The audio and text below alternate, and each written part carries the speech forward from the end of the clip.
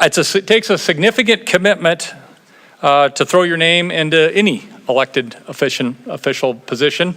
So let's start off by giving them a round of applause for participating in the arena.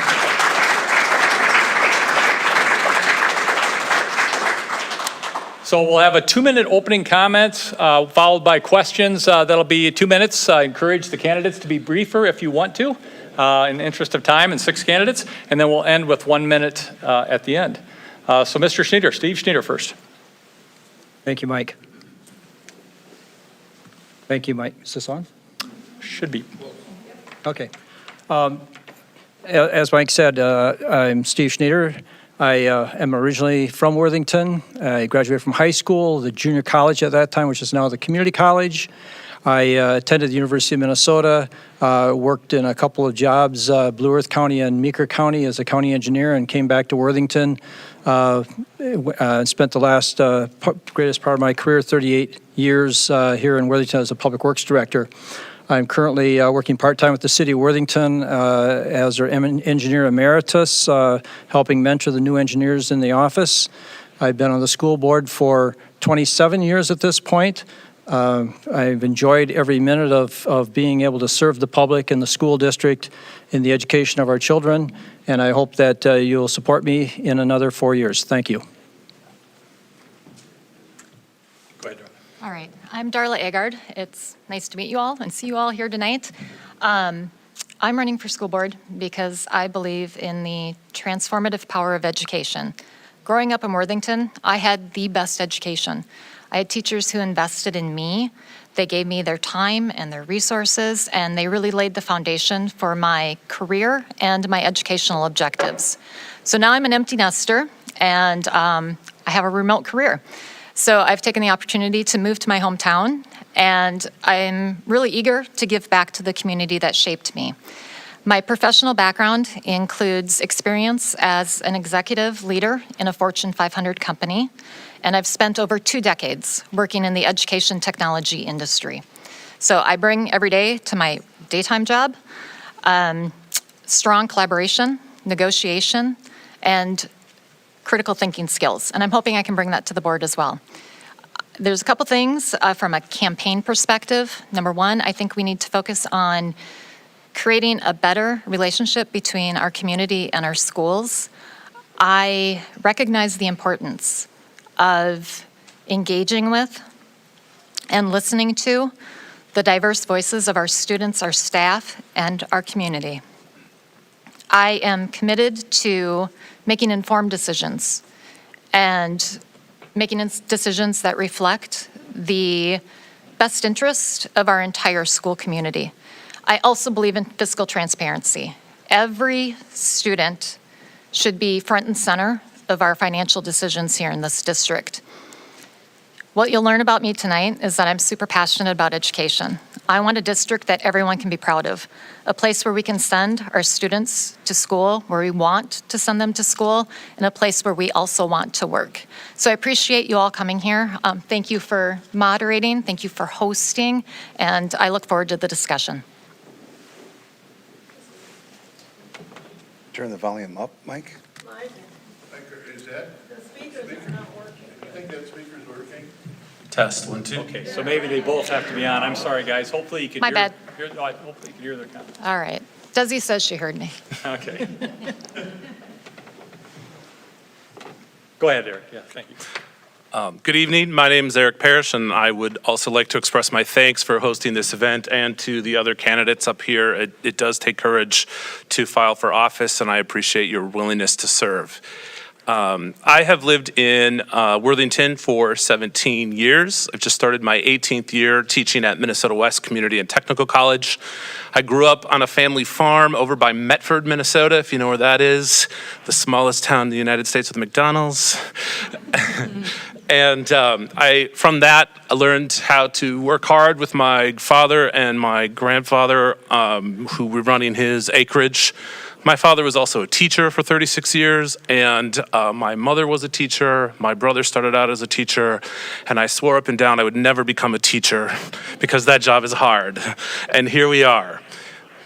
My main reason for running for school board is something that's kind of personal in that as a former employee of District 518, I worked with students in the musical and the fall play, directing those, and I really saw how great our students are and how great our school can be. And I really think that we're doing a lot of things well, but we can do more things better. I too believe in fiscal transparency, accountability, and we really need to rebuild trust with our school and with our board, and to be able to move forward to address the needs of our school and our teachers and our community. I first put my name in the hat to be on the school board when Brad Schaefer stepped down from his role, and I am proud to do it again. Great. Kristen? My name is Kristen Walerius, and although I have not lived in Worthington as long as some of the other candidates, I've lived in this area, and I have served in the schools in this area for over 10 years. I was a substitute for many years and absolutely fell in love with the district. And I fell in love with the diversity of the kiddos. And I call them kiddos, but some of them are 18. But I fell in love with that diversity and the beautifulness of the classrooms that include that diversity. And I love teaching. I love being in the classroom. And, I have a story similar to a lot of other people. I come from a long line of teachers. My grandma and my mom were both teachers. My dad was a teacher for about a year. But I love teaching, and I'm passionate about making sure that teachers have what they need to be successful in the classroom, because our students are counting on that. Our students are counting on our teachers being able to have what they need to be successful. And our students need the teachers behind them, and that they know that they can do anything. And to be able to have the teachers that are giving them the skills that they need to be successful for our community. And so a strong school board builds that community, that communication between the community and the teachers and the students, because it's all important. Every piece of that is important, not just one aspect of that. And so that's why I'm running. Good evening, everybody. My name is Ann Mills. I'd like to, like many of the other people, thank you for hosting, and Mike, for you to moderate tonight. I appreciate being here and being able to talk to all of you. I moved to Worthington in 2009 with my husband, and we moved here to take jobs at Minnesota West. I have been an educator for my entire career. I graduated from the University of Minnesota Morris with a degree in biology education. And I immediately started to work in education and have been in public education nearly my entire career. I have spent a few years in private education, but I've taught everything from 6th grade up through university level courses. I spent 5 years teaching here in District 518. So I know that side of working within the district. I served on the school board for 2 years previously, and when I left Worthington to move with my husband to Kansas, I had to step down from that position. I am passionate about public education, both in teaching public education and in advocating for public education and the best thing that we can offer for students of the district. My kids graduated from Worthington. I did not. I grew up on a farm, so I'm familiar with rural communities. And I'm licensed to teach in 5 states, and I hope that you'll consider voting for me, because I'd be thrilled to be back on the board. Thank you, Ann. Thank you for being here this evening. It's important to see community engagement for individuals running and for participation to be in an event like this, to be engaged face-to-face, to ask your questions, and hopefully you receive an answer as we go through those this evening. My name is Matt Woodboom, 1993 graduate of Worthington High School, went to Worthington Community College, and graduated from SDSU in Brookings, KWOA, where I've worked for 30 years in different capacities and have enjoyed that ability to be involved in the community and learn more about our school from that news standpoint.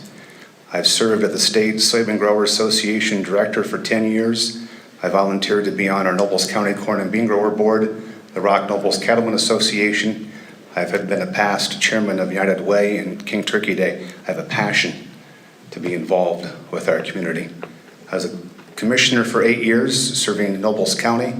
I started as a Worthington Township supervisor and filled in the vacant role as a school board member 2 years ago and was elected a year ago, and look forward to serving 2 more terms as a District 518 school board member. Thank you. Thank you, candidates. We're going to start off. Darla Agard, you got the first question. We did receive a lot of questions, great questions up here, and in interest of getting to as many as possible and in giving the candidates all an opportunity to respond, we'll try to keep the answers to 1 minute, I think. Is that fair to try? We were talking 2 earlier, but we'll try to keep it going here. So Darla, you're first. In August, ISD 518 residents voted on a referendum that asked the community to financially support classroom additions, expanding cafeteria, maintenance improvements to the high school. The current school board has committed $18.5 million in existing school funds towards the high school projects, but needed to leverage an additional $15 million through the referendum to be able to afford the proposed projects. The referendum failed. What should the school board do now? All right.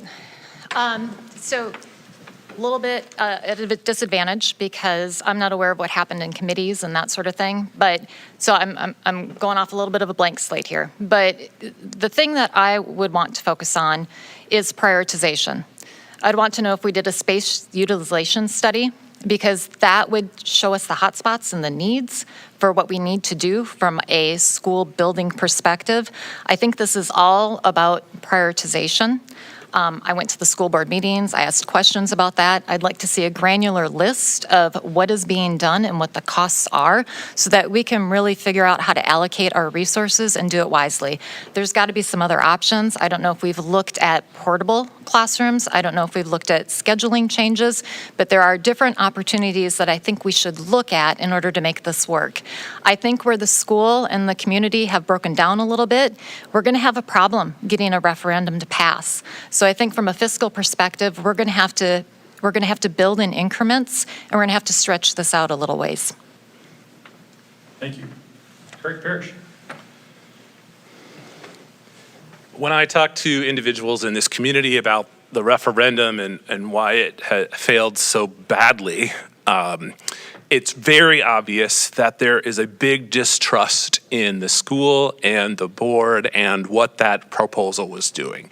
There was dollars in that were undesignated, and many people have come to me and said, how can we vote for something if we don't know what we're getting? Now, we need space.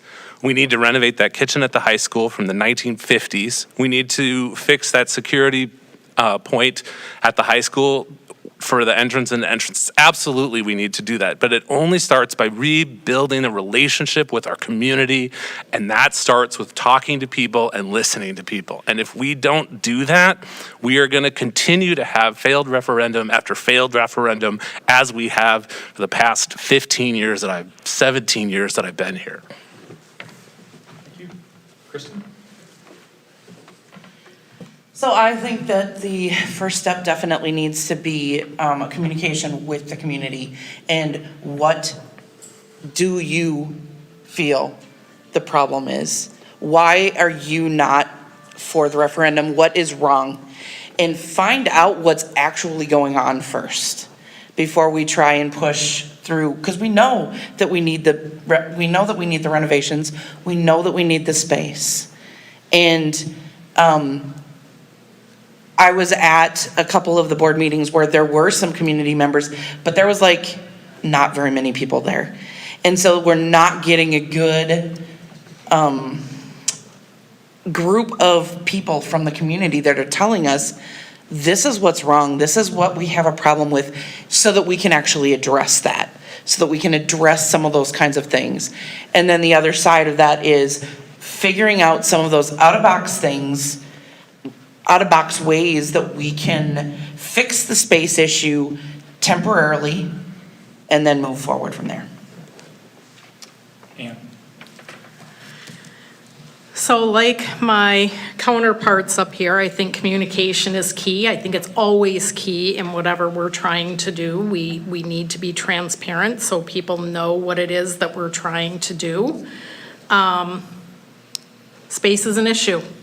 It's been an issue for as long as I've been here.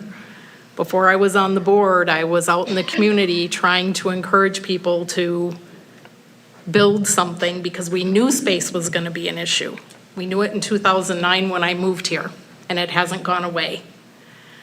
So we need to keep building on that. Yes, we need to talk to the community and see what they're willing to support, and certainly we can consider other options to mitigate the overcrowdedness at the high school. But I ultimately think we have to do something. We can't just not address the issue. There isn't enough space for the number of students that we serve.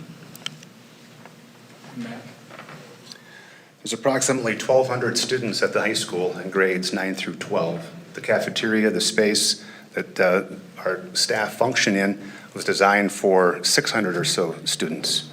And we have at least, on a yearly basis, 6 teachers that don't have a classroom. They're moving about on carts throughout our school. We continuously struggle with retention and confidence in relationship with our students and our teachers, and we aren't able to welcome them with a space they can put up their bulletin board and they can be proud of and share that this is their space. That, to me, is a priority, and it was with the whole concept of adding on. And there were so many other items that needed to be addressed. It appeared to be the right approach to get it all done now, because the only thing that's going to happen, it will cost more going in the future. But we have to listen to what the taxpayers said. They resoundingly told us, you have to reevaluate the way you want to do it. That has to start with listening sessions with our students, our administrators, and let them help us make the roadmap to use the dollars we have to do the best with what we have. Okay, Steve? I feel the next step would be to, for the board to have a work session, which is being planned. We would look at the funding we do have available and the items that we can get accomplished with that, and then we'd move on to finding a way to meet the other needs that we have within our district. The intent with the school board was not to do it all in one time. The bond obviously was to address all the issues, but we realized too, from a scheduling standpoint, we're going to have to do it in phases. So first thing probably do is take a look at the money we have, what can we accomplish with what we have at this point, get that scheduled, and then we'll plan for the future in cooperation with our community, with our staff, with anybody else that's interested, to explain to them why we're doing this and why we think it's necessary and the advantages of doing it now compared to doing it later regarding costs. So I think in the long run and stuff, we will be moving ahead with something. It's just a question of how much can we afford now and how much will we be doing later when the community supports something to be done. Can I interrupt just a second? That microphone is really low. If that gain can be brought up, we can hear a lot more. Yeah, thank you. We'll see what we can do, and we can pass mine. And this one's, I think, better, correct? Yeah. Okay, we'll see if we can pass this one. Okay, a little closer. Steve, can you try it quick for us? Just say something. We can try it like this. Is that better? Not much better. Or This was it? better? Yeah, okay, we'll try passing you. this one, and see, and I can use that one. Let me read this question. This time, we're starting with Eric Parrish. Current superintendent of ISD 518 has formally announced that he's planning to retire at the end of the school year. Should the existing school board select the next superintendent before the board transition on January 1st, or should candidates elected on November 4th be able to participate in this discussion and selection? Please provide reasoning.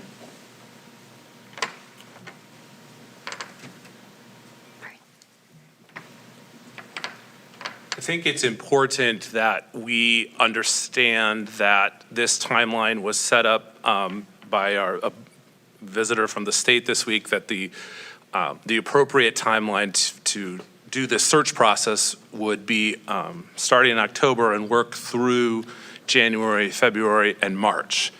That is what's been recommended to us, and I concur with that assessment.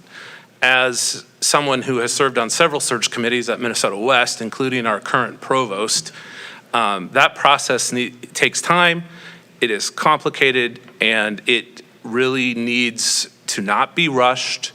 And we need to make sure that we are doing a good job so that the community feels confident that a good decision was made. All right, Kristen, Alaris? So whoever is elected in November is going to be involved with working with the new superintendent. And so if we've got people leaving the board that are making the decision all by themselves, then it creates a little bit of a weird situation. And I have been in some of those kind of situations where I've been around and somebody else came in and then it was like, what's going on? But at the same time, I would agree with Eric that it takes time and that the process should be started right now, because we can't wait till January to try and get everything worked out, because we're not going to have time to make sure that we're doing a good job at picking. Ann Mills. Yeah, so again, the process takes time, and it's not something, as Eric said, that you can rush. I too have served on many committees, hiring committees, in both high school, college level situations. So we probably, the process needs to probably start before the new board is in place in January, because that just gives us too much, doesn't leave us enough time to do it properly and vet everybody that we need to. Those that are elected to the board will have some say, because they will be in place starting January. So whoever is elected to the board will be able to participate in the process. The outgoing people were voted into board positions by the community members. And so they need to start the process so that we make sure that we have enough time. That would. We met with the Minnesota School Board Association leadership a week ago. They gave us a variety of options as to how to proceed with the process. And I felt like the suggestion, the timeline they laid out was a October start with a February to March completion. It appeared to be the way to do it in my eyes, and giving a chance for newly elected individuals to, after November, to be able to attend meetings, to be able to hear about the scheduling, so they're able to have their calendars ready to go in January. And I think I put a lot, this organization does 30 searches yearly, and they know how it works. And it's important that we follow a timeline that gives us the best candidates too, because it might be convenient for us, but it might not fit the pool of being able to have the best names for us to pick from. And so I encourage us to follow an example of the route that's been used in the past. Steve Schneider. The process for picking a superintendent, fortunately for Worthington, hasn't happened very often. We've been very lucky to have good superintendents and here for a long period of time. I think that the sooner we get started, the better off we're going to be. If we have a process that gets going that can use input from the school board to help guide it, I would certainly hope that our candidates who are here now, if it's before the election, would be willing to participate in that process and give advice as they could. Once the election's done, we'll know who will be in place, and then it'll be easier for those people who will be sworn in the first part of the year will be able to participate then. So I think the earlier we get going, the better. I think the involvement of all of the candidates in it should be considering to do that, and then to finish it off, I think that'll be done probably sometime next year when the final decisions are being made. But I would hope everybody be participating now. Darla Agard. And I think if you can just, as loud as you can, I'm getting a so-so response to hearing, so. All right, I'll be super loud. So I think that the plan that's been laid out by MSBA last week is the plan that the district should follow.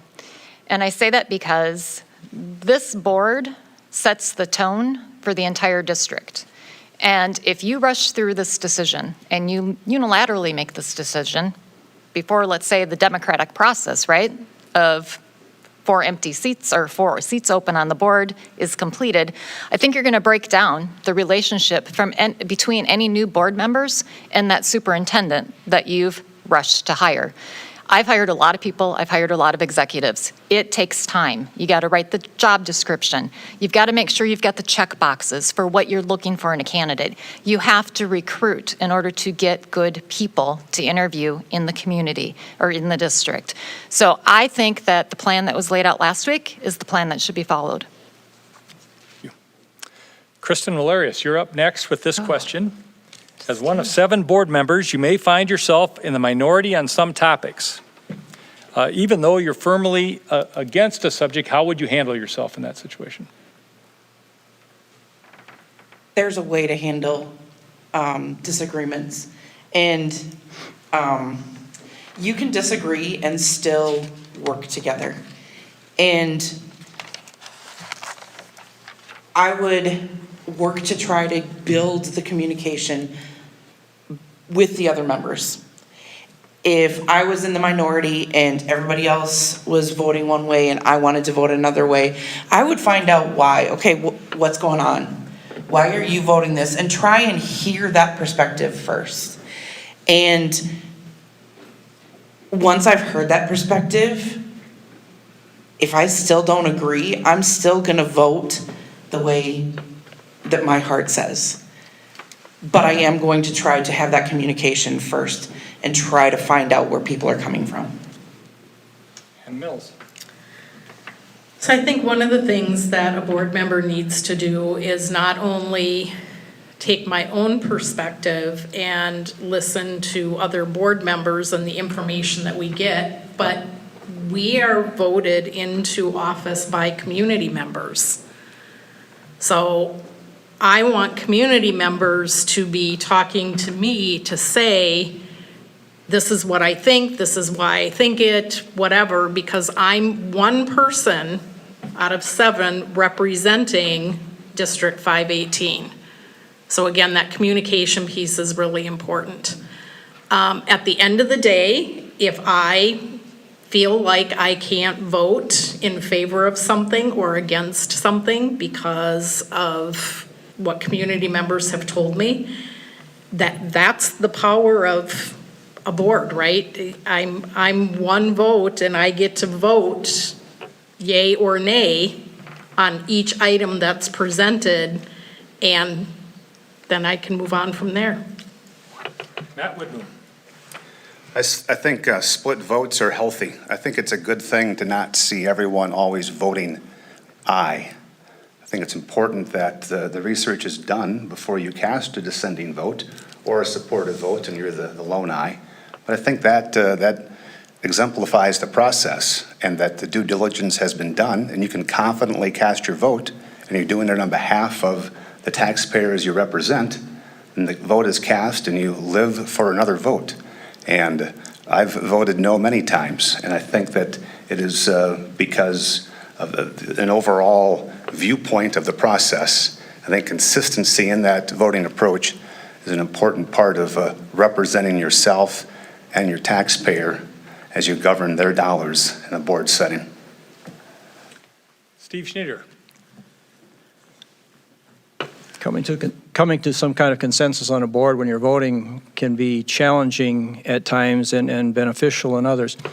You're always going to have a group when there's a contentious issue where somebody's going to prevail and somebody's not going to, or one side is going to, one's not. But I think, as Matt said, I think it's important that we hear all input and we weigh the decisions that we make very carefully. And there's a lot to take into consideration. You know, we have the best, what we think are the best interests of our students, the best interests of our community, the taxpayers, other factors that you may not even think of at this point that can affect what you're deciding on. So, I think listening is important, listening to all sides, and trying to find the best outcome that you can come to. But inevitably, if you feel strongly about something, you need to vote what you feel best. And most often when I voted, I've always felt that the best way to do it is I think I try to vote, if everybody had all the information I had and everything I got to sit in and do, they'd probably vote the same way I did. Darla Agard. All right, so I agree with Matt that I think a healthy discussion and varying opinions is a really good thing for the board. I think we need to have people that challenge the status quo here and do that respectively. It doesn't mean we can't collaborate. It doesn't mean that we can't negotiate. But I think that is a healthy part of being part of a board. And at the end of the day, I'm going to go back to my opening statement. I'm committed to making informed decisions. And that includes doing the research and talking to people and getting the feedback. Because if I'm voting on something and I haven't done that research, then I'm just representing me. And I don't think that's what this position is about. Eric Parrish. I also think that an informed decision is important, and understanding your constituency and understanding the facts and being able to synthesize an idea and stand up for that idea as an individual and as a board is very important.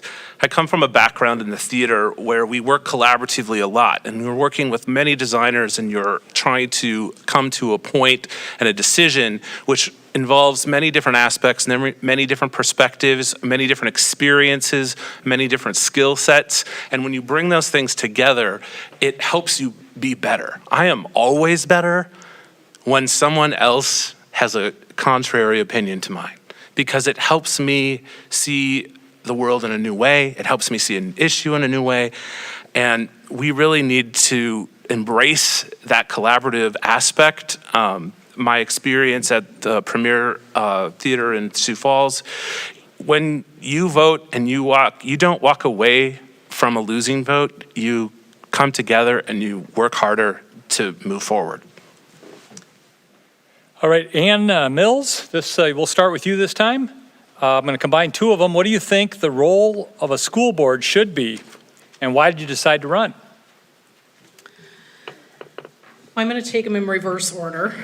I decided to run because, as I said in my opening statement, I'm passionate about public education, and I have been for long before I became a teacher. My dad served on the local school board way back when I was in high school.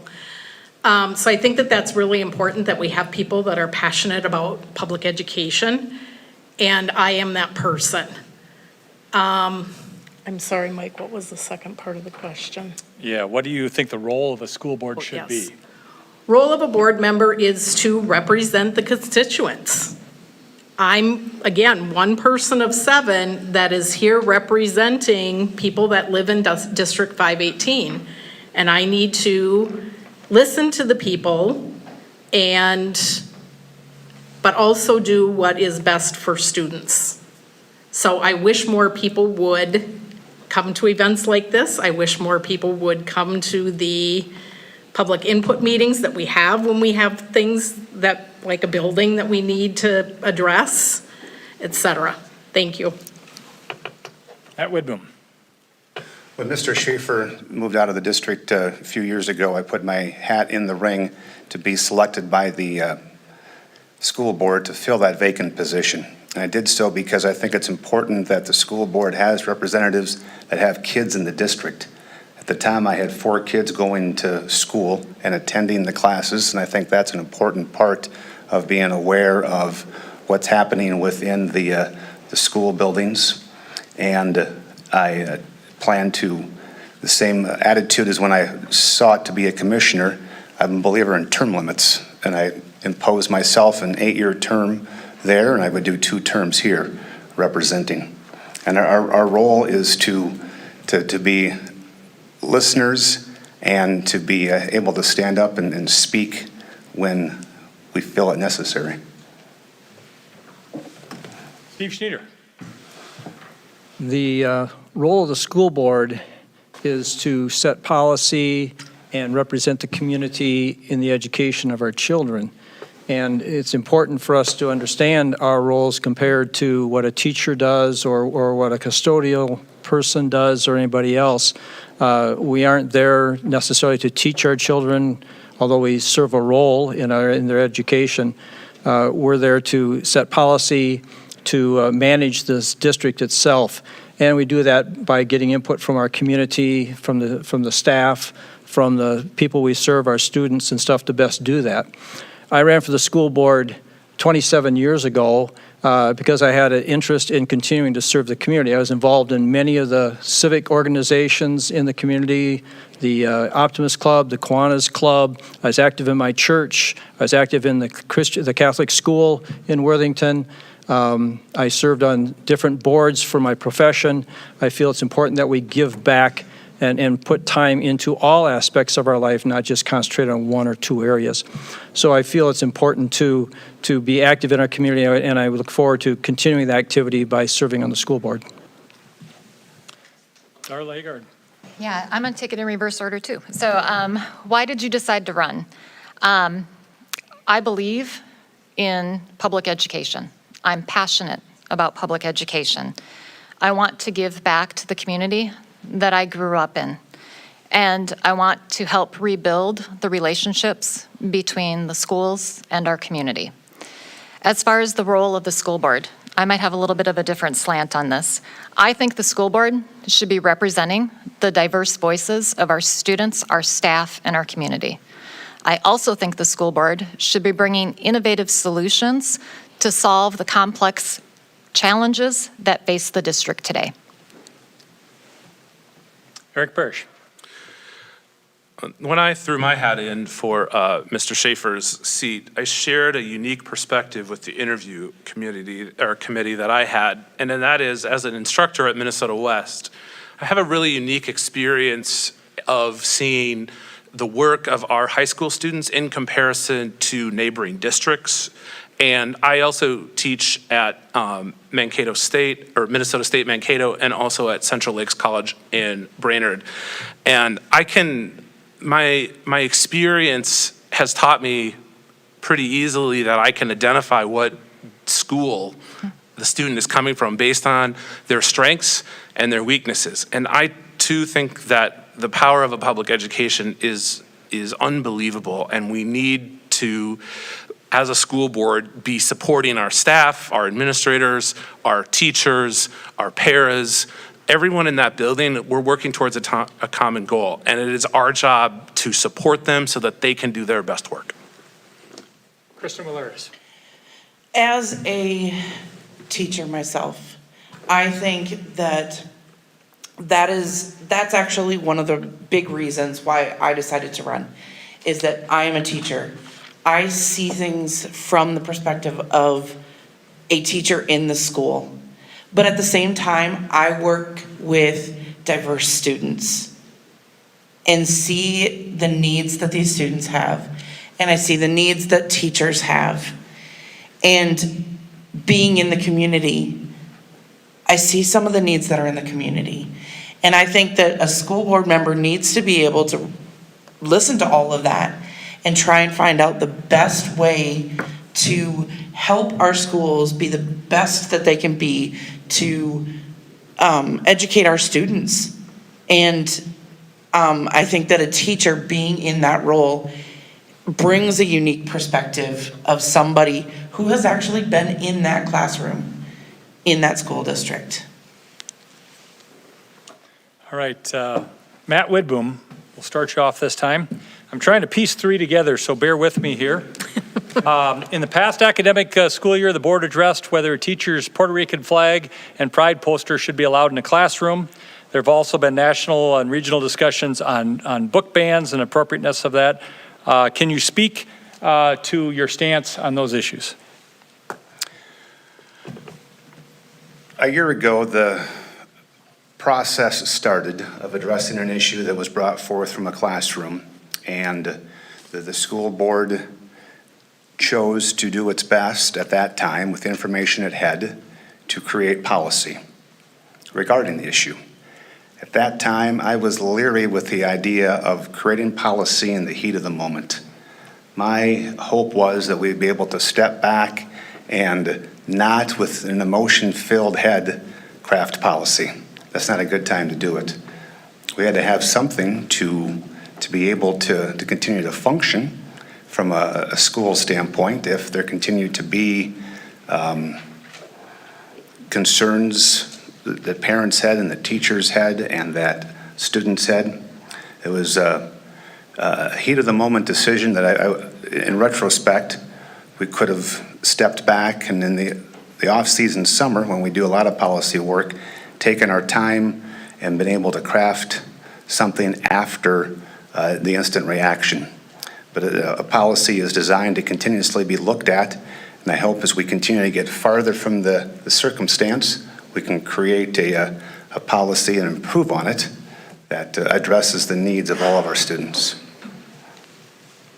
Steve Schneider. Yes, as I recall, when this got started, we received complaints. Our administration followed up on those complaints, trying to do what they felt was best for our community and for the school. We were confronted by the fact that the administration didn't have the right to do this. It wasn't in the policy. So the process started out with updating the policy to make it clear that the superintendent actually did have the responsibility and the authority to do that. And it grew into something that was much more than just the saying who was responsible, who had authority to do this. I think in the long run and stuff, I think the administrators and superintendents do have to have the authority to make those decisions within our district. Whether or not a country flag from another country should be flown in our school district, my feeling has always been the United States flag is the appropriate country flag. The Minnesota flag is the appropriate state or territorial flag. That's where we're at. We're in Minnesota and we're in the United States. When it comes to gay pride, I think everybody should be proud of their heritage or where they're from and what they believe in. I think that the school district should have the means in place for support of students, no matter what their background and what they feel is appropriate for them. So I think in the long term, we need to work out finding a way to support the students, which is what our position is, and to also support our staff if they have different views. Darla Agard.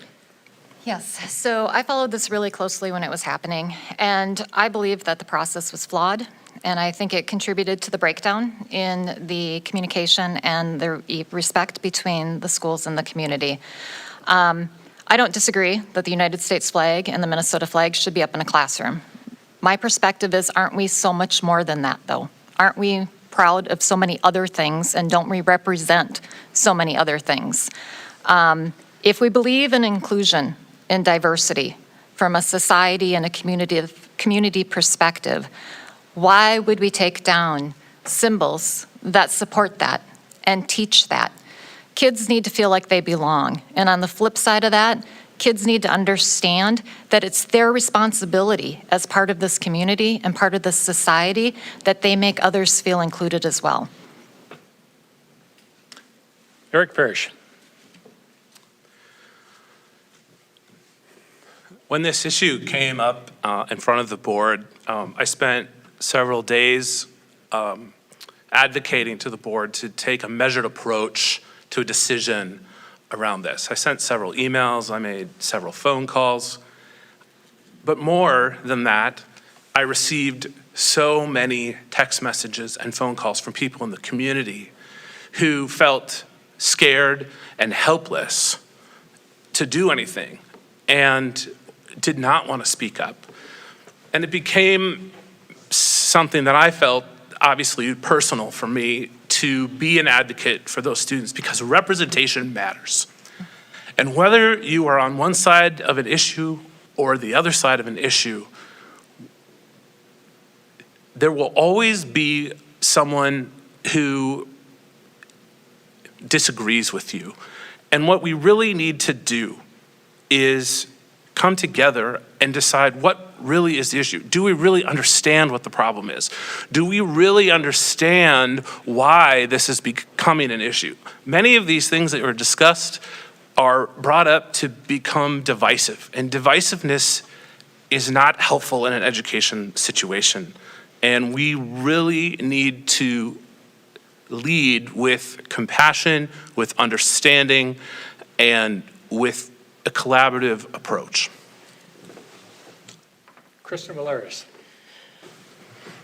This topic, I felt caught right in the middle when it was happening, because I could see both sides. I could see the side of the parent that was concerned about the, what was being taught their child by the flag being there. But I could also see the side of this teacher who is just trying to care about his kids. And it's not a subject that is going to have an easy answer, because you're not going to have everybody happy with whatever you decide. And I have to agree with Matt that it should have taken a little bit more time to figure this out. And everybody should have had a say in what was going on. And instead, it kind of felt like that parent was the only one that had a say. Ann Mills. So one of the things that the district has talked about for as many years as I've lived in the district is having people that represent all of the diversity that exists within our district. We're trying to get more diverse teachers, we're trying to get more diverse paras, and so when this topic came up, I too, like some of the others, felt caught. I mean, one of the jobs of a school board is policymaking. But I think we should have taken more time. The board should have taken more time to look at it and really communicate, ask questions of people within the community to see what the community felt like. I feel like it was a reaction to a single parent or a couple of parents versus something that was a much larger issue. Yeah. I think we started with Matt, so Steve Schneider, right? So Steve Schneider, we'll start with you on this. I think I'm lumping about 7 questions together. They all get to the core of fiscal responsibility. I'm just going to quote a few references. Concerns about common sense spending, concerns about communication, concerns about cost and recruitment of administrators, concerns about at least some national stats that were quoted about increased administrative and spending versus teacher spending or student increases. Communications with taxpayers, and specifically maybe we've built a lot of wonderful facilities from gymnastics to football stadiums, track complex, and now a new hockey arena plans. Can you speak to the spending constraints or focus and if those dollars are being spent in the right directions? Long one, sorry. Spending. And that's a minute question, right? And that's a minute. Or shorter. Or shorter, okay. Maybe combining all that, let's maybe go 2 minutes. Good suggestion. 2 minutes. Thank you. Yeah, obviously, a big part of the school board responsibility is the budgeting for the district. I think what our school board has been doing for the last 22-plus years has been being very responsible for how the money is being spent. We have a balanced budget. We have reserves in place. We're able to make improvements to our district. When you have a football stadium or a track and field area and football area and stuff that wasn't made for soccer being played on it too, with a turf field, and it's the original field that came with our school district, with our high school, at some point you have to improve your facilities and maintain them. And that's, I think, what we've been pretty much working on, is maintaining our district and keeping up our facilities for our students and for the community. Along with that, I think also we have a responsibility to have the facilities available that we need for education, and that means that if you have more students and more teachers and you don't have classrooms, you need to provide the facilities for them to work with also. So I think in the long run, the school board has been very fiscally responsible. When the referendum is necessary for something, we ask the taxpayers to vote on that referendum. If they vote it down, it doesn't mean that the need disappeared. It just means that they weren't, the majority of the people weren't supporting at that point, but the need is still there. And as a school board, we do have a responsibility to make sure that the community is aware of that need. It didn't go away. Sometimes if you delay your improvements in the long run, it ends up costing you more. It's not that it doesn't need to be done. It's not probably going to end up being done. It's just a question of how much more you're going to pay for it while you have these delays on trying to convince everybody that this is the right thing to do. So I think in the long run, the school board in the present and past has been very fiscally responsible to have what we have at the cost we have. And I think they'll continue to do that. No matter which members are on the board, they'll continue that fiscal responsibility. Darla Agard. Yes, so from fiscal transparency, I've done a bunch of research, and this district is in very good shape compared to the majority of Minnesota. That being said, I do believe that we need to keep a more careful eye on what we're doing from a financial perspective. And I do think there needs to be a lot more transparency in what's happening here. Students, again, they should be front and center of every financial decision we make. I would like to talk a lot less about facilities and a lot more about how we pay our teachers, how we recruit teachers, how we retain teachers, and how we invest to change the student success that we have here in this district. So if we're going to talk about financial decisions and we're going to talk about fiscal responsibility, I want to talk about the education. And again, going back to the referendum, going back to the build, I do think that the district has enough money to address the highest priority issues. They're going to have to be creative about it, and they're going to have to do this in phases, and they're going to have to do this in increments. But I think they can make that happen. Eric Parrish. Again, my background in nonprofit work is pretty straightforward when it comes to fiscal responsibility, because the bottom line is the bottom line. The checking account says $0 or it says $1, right? And so to talk about finances, we really need to think about what it is that we are investing in.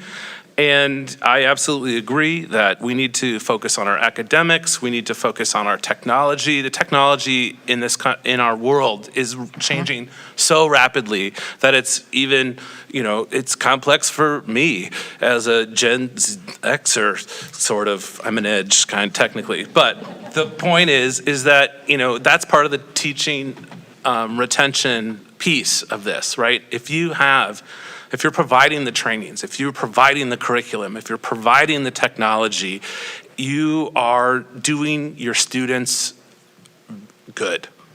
And, when we talk about our budget, we have, this district here has one of the largest reserves per capita per student in the state. And that's great. That the stewardship of those dollars, it has been there, but we really need to think about what happens in 15 years, what happens in 20 years, what happens when, the different technologies start in taking over the way that we do things in the classroom, and we have to make a major shift. We have to think about that in the future. And spending responsibly, understanding what we're spending money on, why we're spending it, how much, it's a joke at the church. I work at First Lutheran, and I'm known as the spreadsheet guy, right? I love a good spreadsheet, but that's what budgets are about. They're line items, and a zero is zero. Kristen Valeris. So one of the negative things about coming after several people is you start to sound like you're just repeating everything that everybody else is saying. But I would agree. Our school district has been very careful with how we spend our money. We've got the money built there. It's sitting there. And the other side of this is exactly like what was already said. We need to figure out what is our priority. And we are losing teachers. We are short teachers. And that hurts the students. And education should be for the students. And if we're not doing something to keep the teachers here and to get the teachers here, then that's going to hurt our students. Building a brand new $50 million sports complex, I'm just over exaggerating here, but that is not going to necessarily draw teachers that are qualified to teach our students. We need to be doing the things to help keep those teachers and to bring those teachers here so that we are actually giving into our students, giving our students what they need to be successful. We need to be giving the teachers what they need to be successful in teaching our students. That's where our money needs to be going. And yes, we need to make sure that we are being very transparent about what we're doing and why we're doing it. Why are we spending this money on such and such? What is the purpose of that? How is that moving forward? What our ultimate purpose actually is. Ann Mills. So having served on the board previously and having continued following it and following it even before I was on the board, I know that the boards that have been in place have been fiscally responsible, and several people have already mentioned that. Like others, I think the educational facilities, the academic piece of spending money needs to be a priority. We are an educational institution. But I also recognize when we do things like putting turf down on the field, it's not only safer for the students, but it also is opportunity for other events to occur, which is bringing revenue to the city of Worthington or Nobles County or whatever the circumstance is. So it's not always very cut and dry. It can be kind of tricky to figure out what does that look like. I think community members are interesting because they have consistently voted no on things like building referendums. I'm thrilled at the number of people that are here tonight. But how many families do we serve in District 518? And this is the representation that we have from the community. I know, having been on the board, we have put out, come to the school buildings, come to the public meeting, come to this event, and we're trying to get the information out, and the public is not coming. They are simply voting no.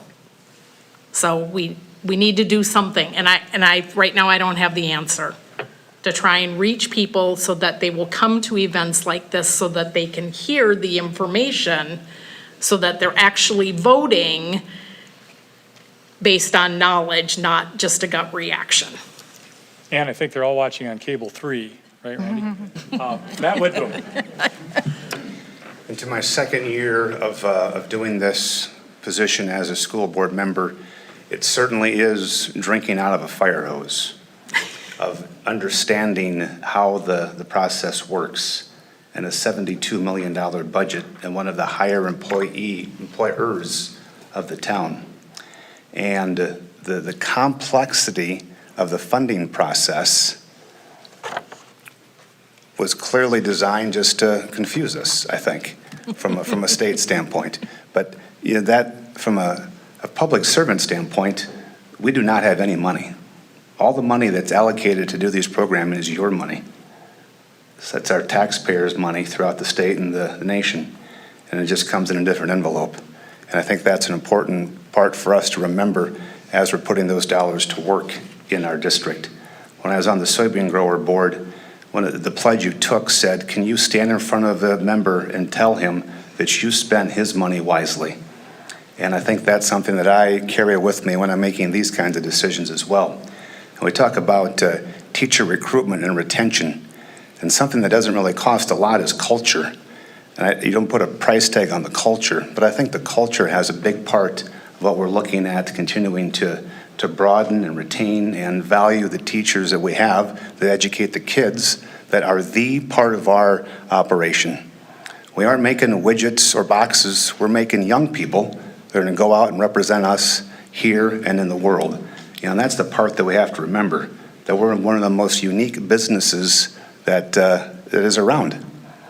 That's a person that's in that classroom that's taking that out of their factory and representing us.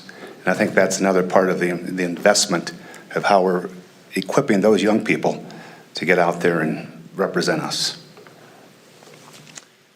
Darla, you're up first again, so we'll start with the question that came up from a few of you. What do you think could help solve that teacher recruitment challenge, and what would help recruit the best talent? From a teacher recruitment perspective, I'd be curious to see what the district has tried before. Have we been out to the colleges and universities here in Minnesota? Have we gone to their job fairs? Have we opened up student teaching to Worthington? Are we out there and are we looking for people that might want to come here and explore Worthington and decide that they want to stay?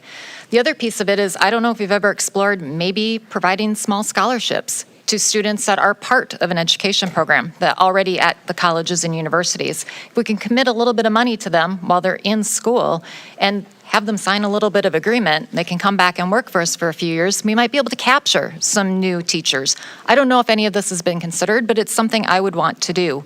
And what was the second part? The best talent. And the best talent, yeah, if you're not going out and you're not at the colleges and universities and looking for students there, then I think you have to invest in what you have here. So you've got a lot of teachers here, you have a lot of educators here.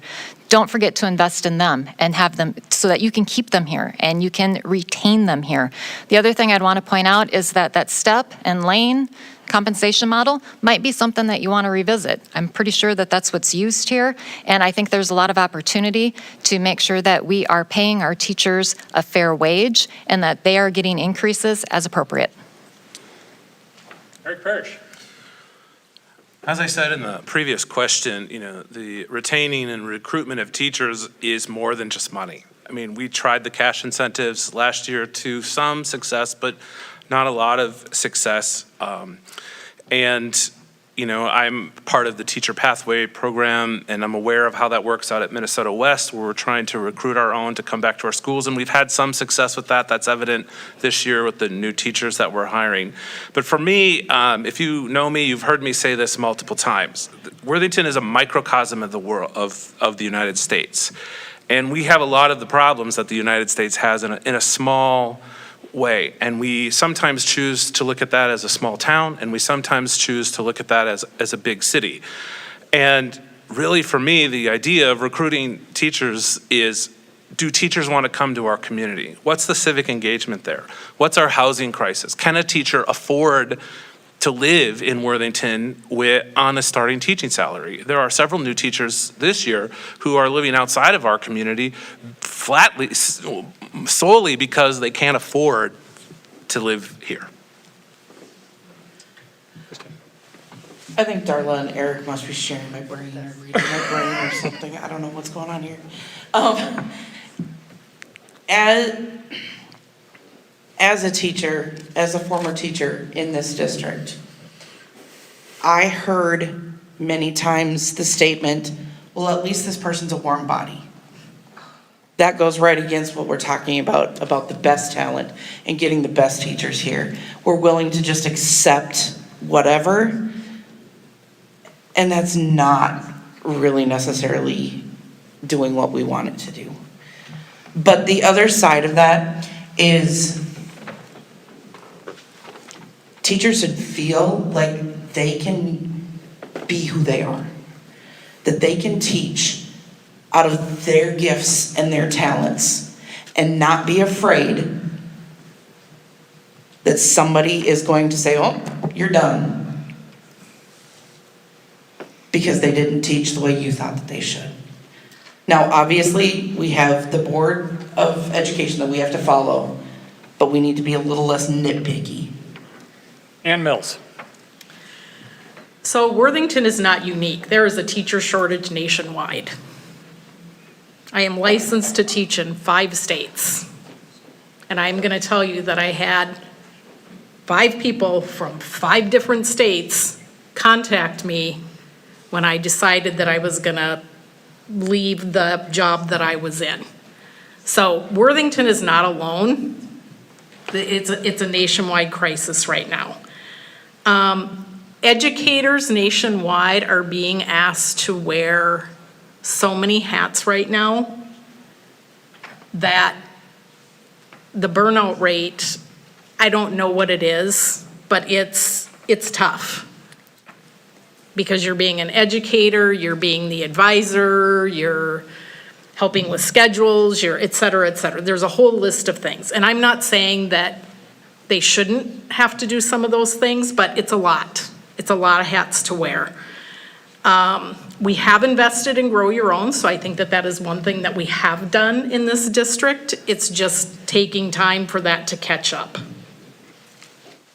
Matt Widbom. I think that is a good example of making attempts to think outside the box and not continuously doing the same thing and expect different results. That's what insanity is defined as.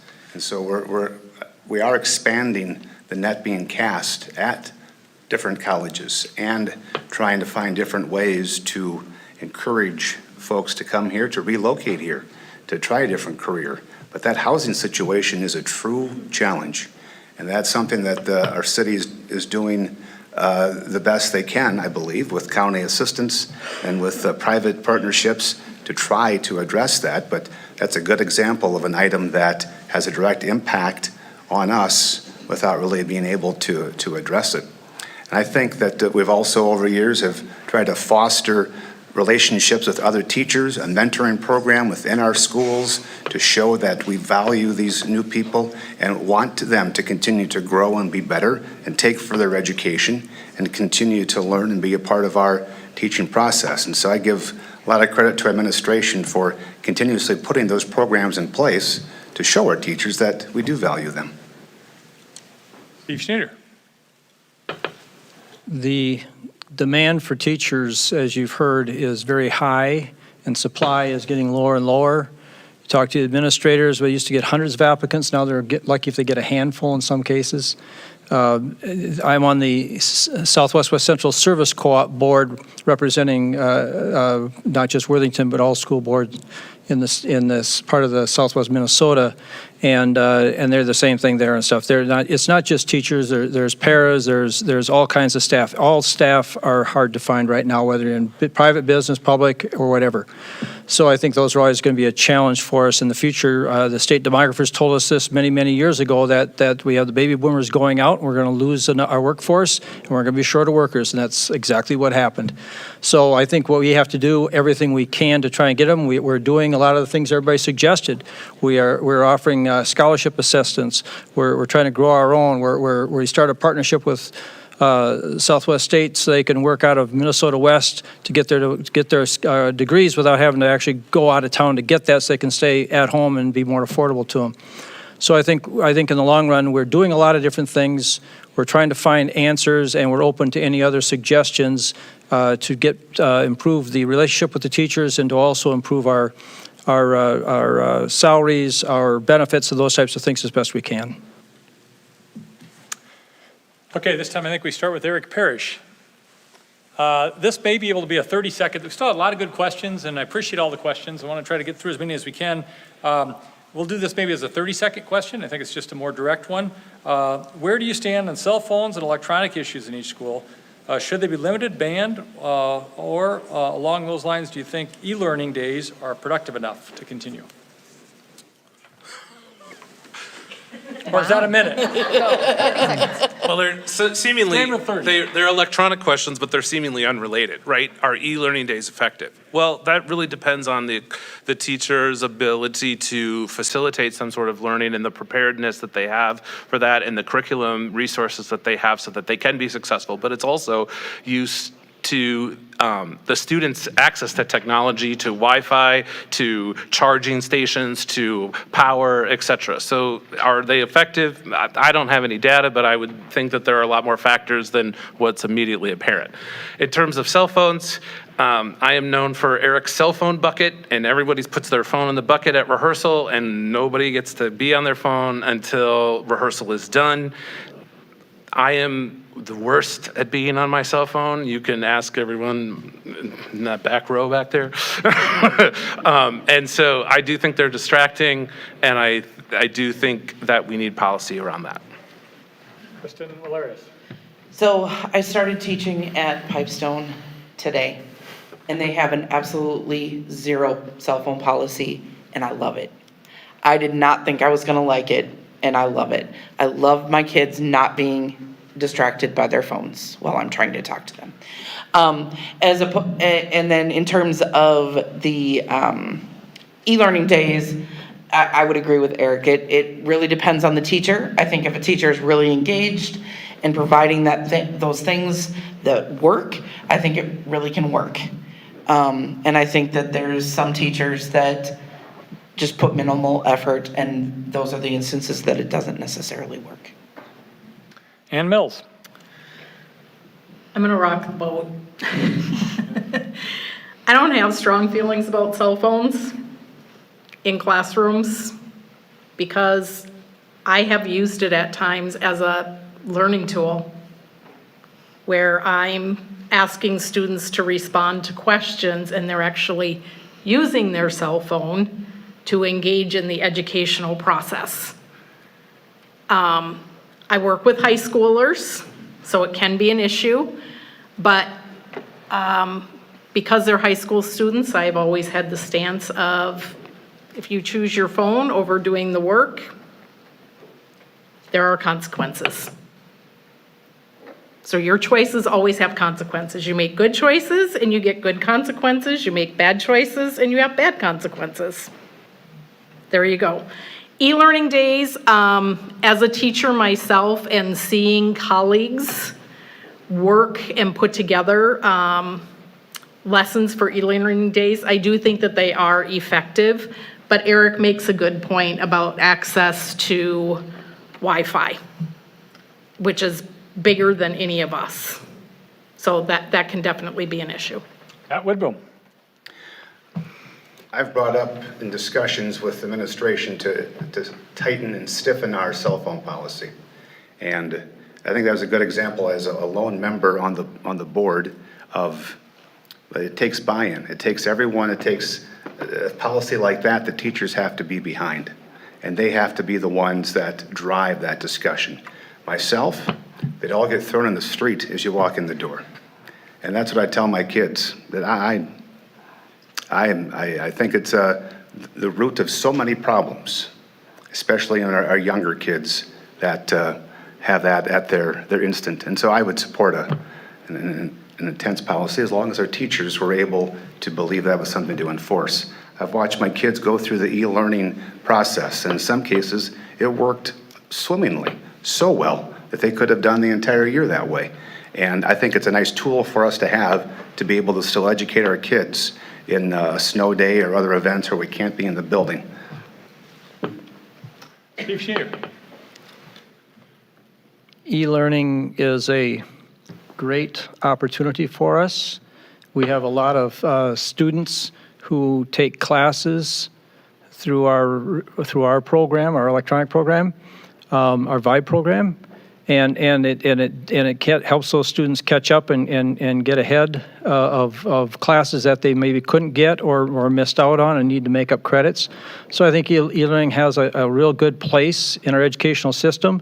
It doesn't necessarily work for everyone, though, and I think you have to be careful that just because we're doing it means kids are learning and stuff. It's a mixed bag. So it has very good results in some cases. In other cases, we just have to watch the student, monitor, make sure it's right for them, not one size fits all for everyone.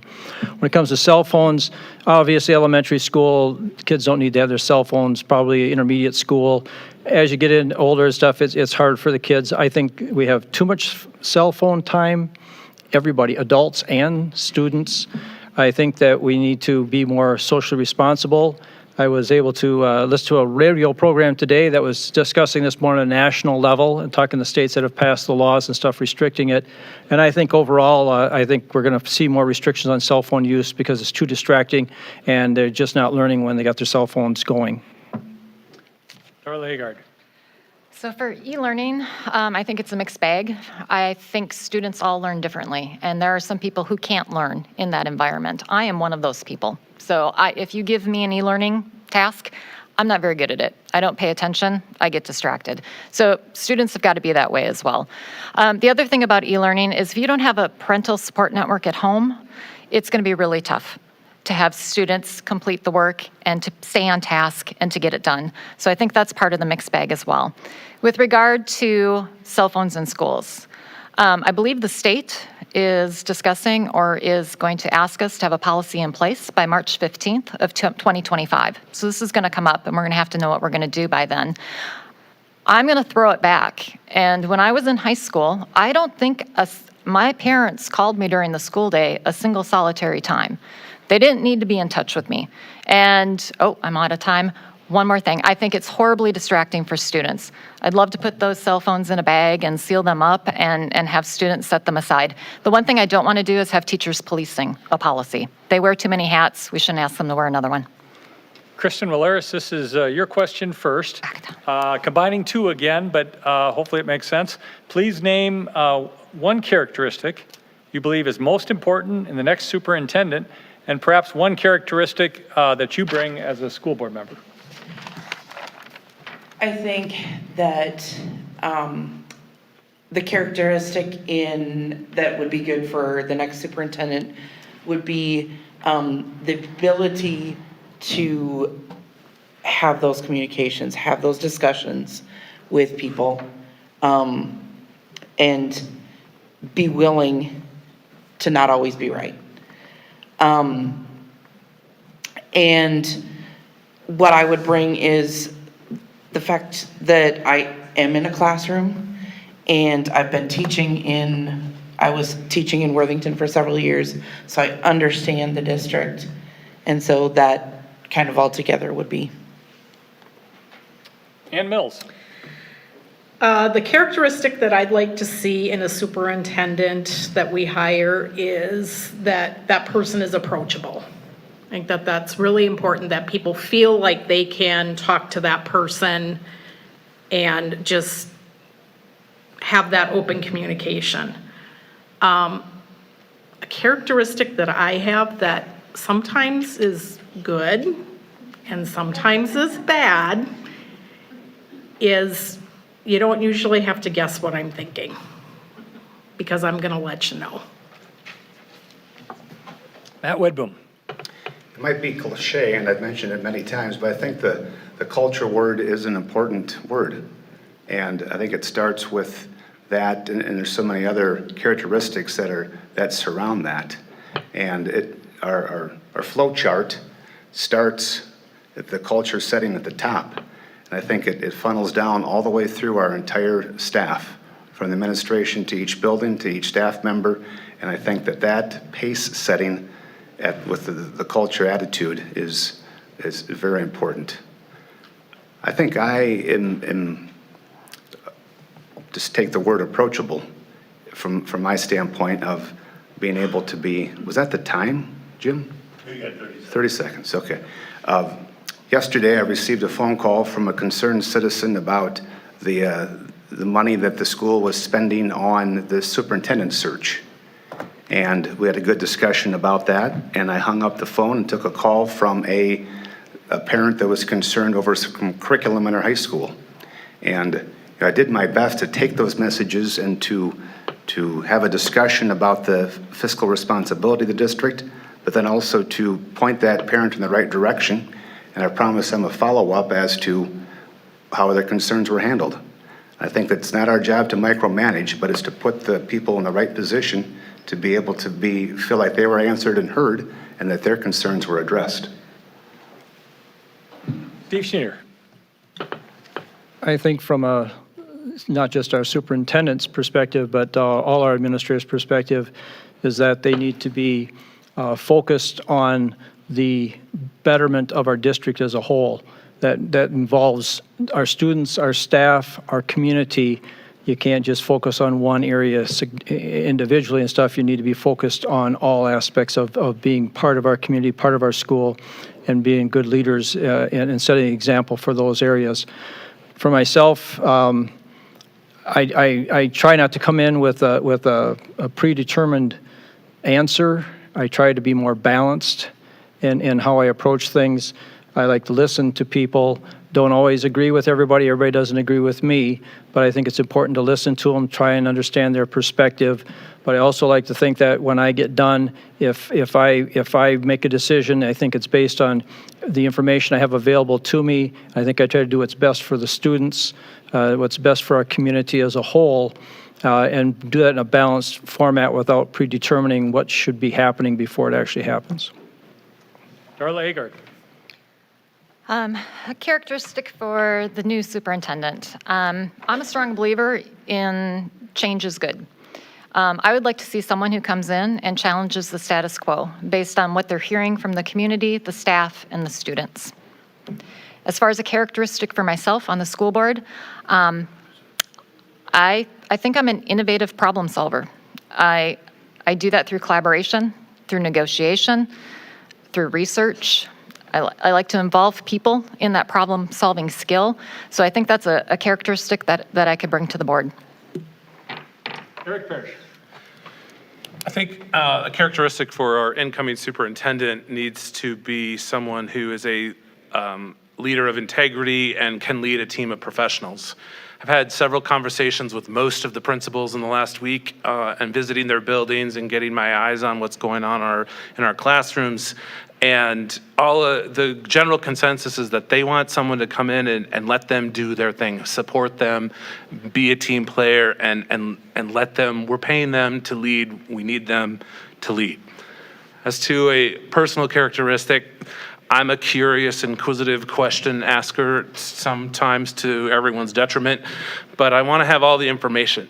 Having all the information, even if it's information that I don't want to hear, helps me make a decision that is the best decision that I can make at the time that I'm asked to make it. And being a curious person is absolutely the characteristic I would bring. Okay, we're getting a little closer to the end. I got two more questions. I think we're going to do 30-second questions, if that's okay, and then we'll finish with the 1 minute wrap up from everybody, closing comments. Ann, I think you're first here this time. How should the district address the use of artificial intelligence? Is a policy needed to define the use of AI for teachers and students? 30 seconds, please. AI is here to stay. It's not leaving. I do think we probably need a policy, and one of the things that I would encourage the district to do, if they're not already, is to look at ways that we can actually use AI in education. I've been to several conferences, and we're looking at ways to not make it the bad guy. Matt Whitboom. I think this is a good example of locking arms with the other schools throughout our state, because we have a state association that is ahead of us in being aware of it.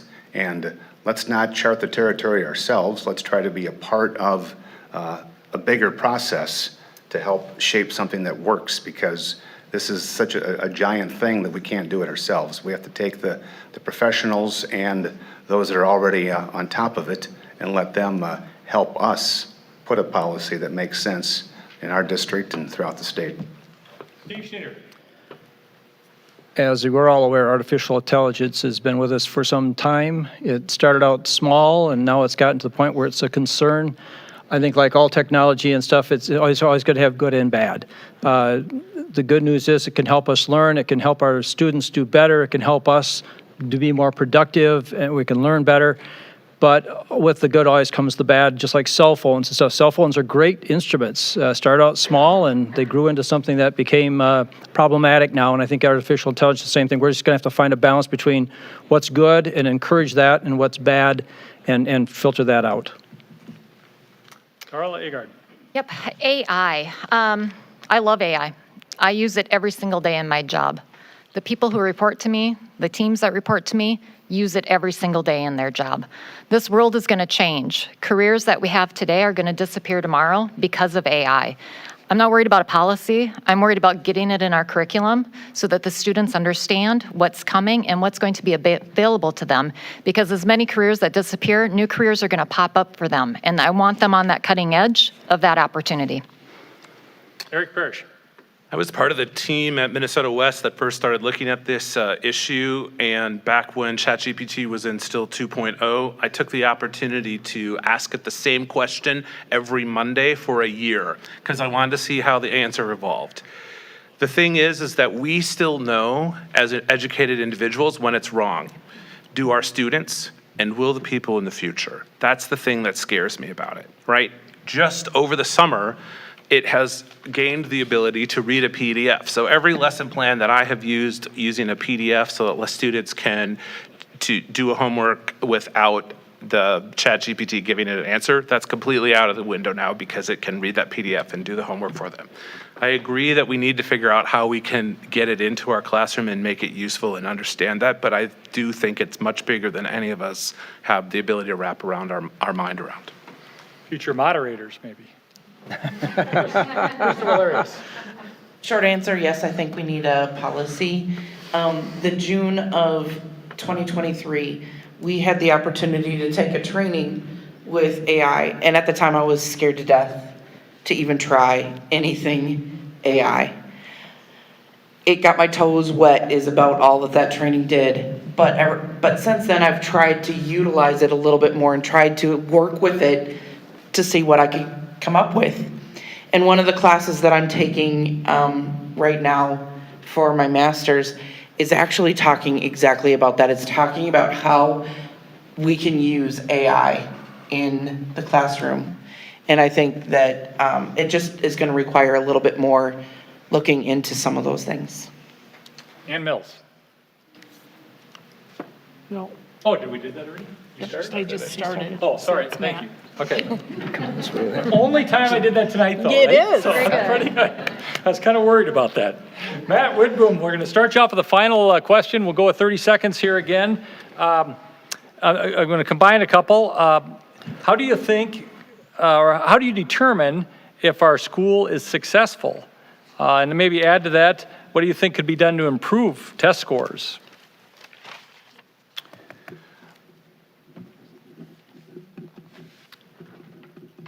State standards and the testing requirements have put so much pressure on our teachers to try to figure out how to do that. I think that's forced us to miss the mark sometimes, not because of the teachers, but because of the requirements.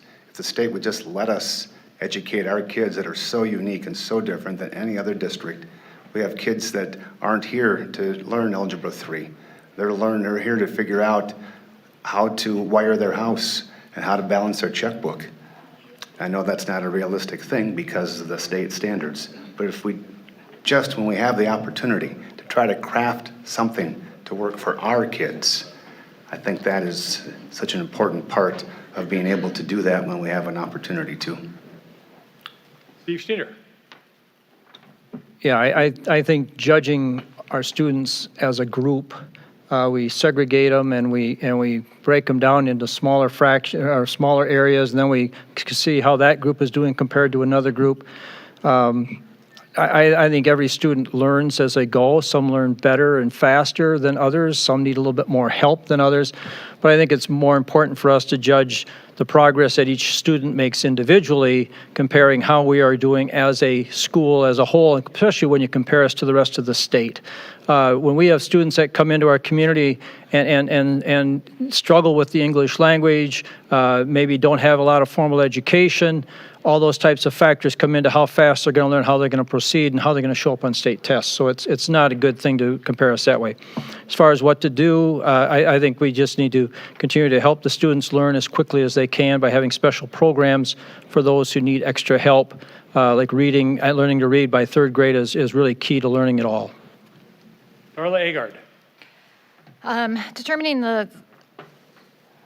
whether or not the school is successful, I think it's a variety of factors. It's graduation rates, it's test scores, it's growth of students, it's the retaining of instructors. I think how you weight the variety of factors really depends on what you're looking for and the metric that you want to look at and work from. I think we have to look at all of it. We have to double down on where we're successful. We need to focus where we're not.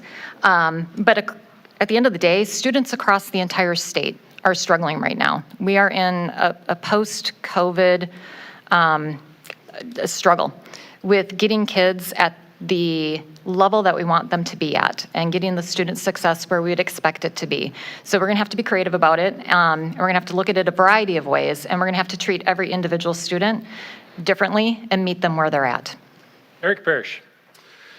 I think it's easy for all of us to say that the post-COVID world and the shutdown damaged our test scores, right? But I think what we really have to take away from that information is it's really about attendance. It's about students being in the classroom, whether that's unexcused absences, whether that's family vacations. If the student is not there learning, then what are they learning? That comes down to scheduling. That comes down to support from the county in terms of attendance policy, support from our social workers. I mean, all of this, again, our school is not in a silo. We exist in our city and in our county, and those support systems need to be in play at addressing our attendance policy, which puts kids in the room so that they can succeed and learn. Kristen Willers.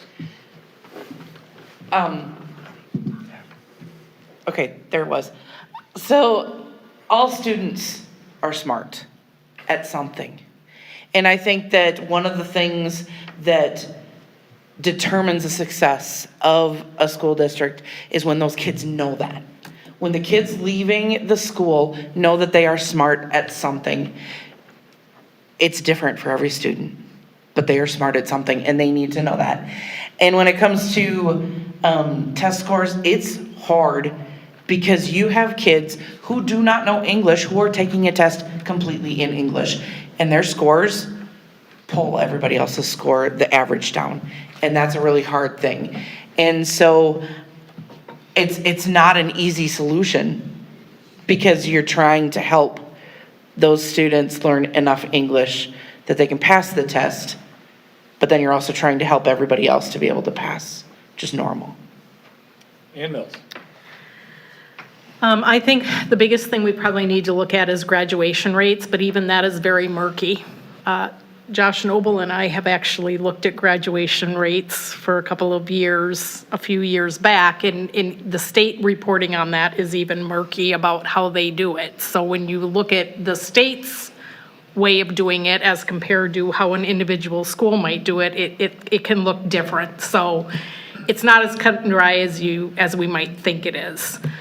We have a unique diversity of students here that not every school district has, and several people have already mentioned it. When students don't speak English and we're asking them to take an English test, that is difficult. Even if their English skills are okay, the verbiage that is used on that test is not necessarily verbiage that our ELL students understand. So it can be very, very difficult for them. I'm not as worried about state test scores. I think they do have a marker, but I'd rather look at an individual and look at where they were in 3rd grade, 5th grade, 8th grade, and then their exit tests. So we started that last one, Matt. I think we'll wrap up with the 1-minute closing comments. I think 1 minute's what we talked about, right? So 1-minute closing comments. First, I just want to say I came here not knowing what to expect. I thought the candidates were thoughtful, respectful, impressive, made me proud and confident in the future of the community. So thank you all. Let's give them a round of applause. Matt, if you want to, Matt Woodrum, lead off your closing remarks. And we'll go back this way towards Steve. Thank you, Mike. Thank you to the committee from the Chamber of Commerce for Worthington for their commitment to doing these throughout the entire month. It'll be fun to watch other candidates up on this stage giving their thoughts at our different levels of elections in the next month. For the past 2 years, I've learned so much about the role as a school board member of District 518. And I feel like I am just learning the process and getting a better handle every day to the complexity of education and what a board member is supposed to do. I'm excited about the opportunity to be a part of a team that selects the next superintendent for District 518. We're an amazing district. Are doing great things and will continue to do great things because we've got great people in our buildings. And I look forward to continue to be a part of that and help move District 518 forward through a lot of the challenges we talked about tonight. But there isn't anything we can't do if we aren't a unified group of instructors, students, parents, and teachers. Ann Mills. Like Matt, I'd like to thank everybody for coming out and supporting this and gaining some knowledge so that you can make an informed decision on Election Day. I think I have a unique perspective, having been both an educator in District 518 for 6 years and having served on the board previously. So I have a unique blend of looking at both what's happening in the building and then what's happening from the board standpoint. So I would like to have the community support me so that I can take on the challenges that I know are in front of the board in terms of hiring a new superintendent, in terms of our space issues, state test scores. All of those things are challenges that we have been dealing with, and we need to continue to try and seek out innovative ways to address those issues. Kristen Willeris. I also want to thank everyone for being here and being able to share my heart with some of the people in the community. And like Ann said, that she has a unique perspective being able to be a teacher and on the board before. And I also have a unique perspective working as a teacher, working with diverse students and working in the community in several different places. And I have been able to be a part of all of that. And I have a unique ability to be a voice for so many different people in our community, the teachers, the students, and others in the community because of being a part of all of that. And so I would really appreciate your vote and giving me the opportunity to be able to be a part of this district going forward and continuing to meet the needs of our students. Eric Parrish. Since we're on the unique train, I too have a unique perspective. Having been a theater director with the school district for several years, and also, like I said earlier, with my perspective of working with students from all of the surrounding school districts, that really informs me a lot about what we're doing well and what we could do better. Change is inevitable, right? Do the math. We will have 2 people new to the school board, and one of those 2 people will be a woman. And I think that's great. It really depends on you all, how much change you want to see and what you want that change to be. For me, we have to do the work to rebuild the trust in our district, in our board, in our superintendent from the community. And that means going to the community, listening, doing the work, and I am willing to step up to do that. Darla Agard. All right.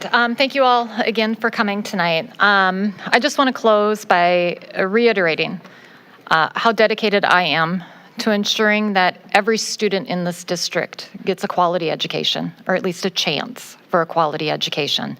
I'm passionate about building an environment here where the students and the staff can thrive. My commitment to this board would be unwavering.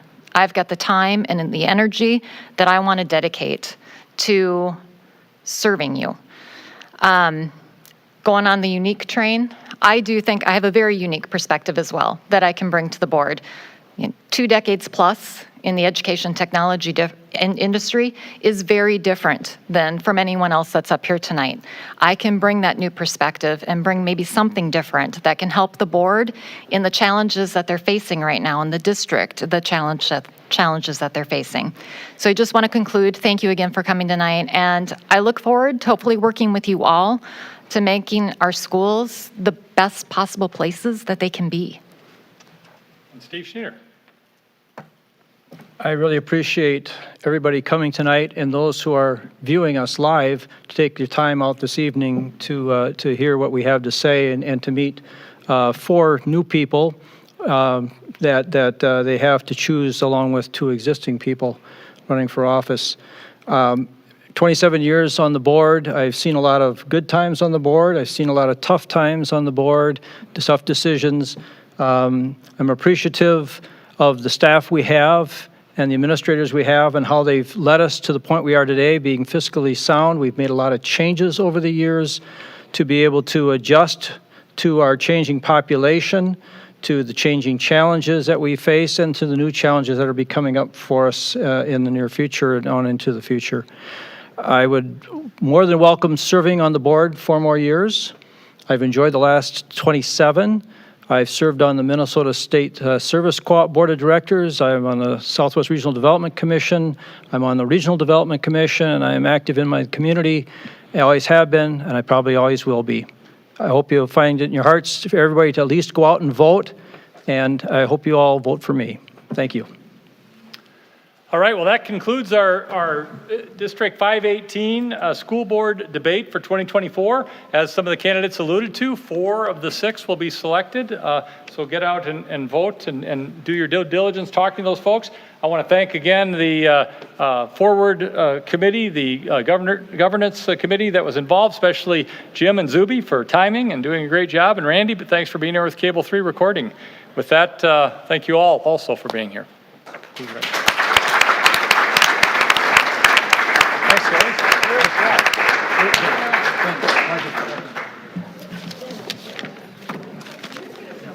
Meet you. I have to check with my sister and see if she remembers you at all from there. Back in the day, I did a lot of, Well, she retired, I think, about, Ran oh, out of God, ink. Saw that, I was like, oh 18 years ago, no! I think it was, maybe in that dang range, it. but I did a before lot of, COVID. I did a lot of town halls, did a lot of Yeah. presentations there, did a lot of, Yeah, yeah. I loved that job. I really did. I enjoyed it. Now I can breathe. It was a good place for me Matt, for a long time. good job. Job. I work at the radio station. Now I got to do the other job. But you have, no, this is for you too. Oh, okay, sure. This is it's an equal time waiver. Okay. It says that I will not, in order for me to be able to still be on the radio, If I'm voted in, right, if I'm that I will not talk about. I'm a lawyer.